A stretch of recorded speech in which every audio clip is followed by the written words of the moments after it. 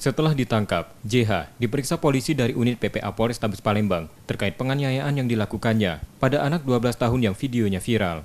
Tersangka bukan berprofesi sebagai dosen, melainkan ASN di salah satu universitas di Palembang.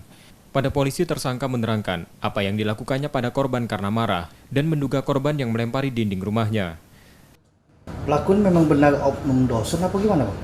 Pelaku memang dia bekerja di salah satu universitas di Palembang, bukan dosen ya, bagian umum ya, bagian umum, dan dia juga ASN di salah satu universitas yang ada di Palembang. Kalau dari kronologis kejadian, si pelaku ini mengira korban kita ini yang melakukan pelemparan ke rumahnya, karena memang itu banyak anak kecil di sana yang ya bercanda atau bermain-main dengan cara melempar batu, tetapi keterangan dari korban bukan dia yang melempar, ada salah satu orang sana yang dia sebutkan.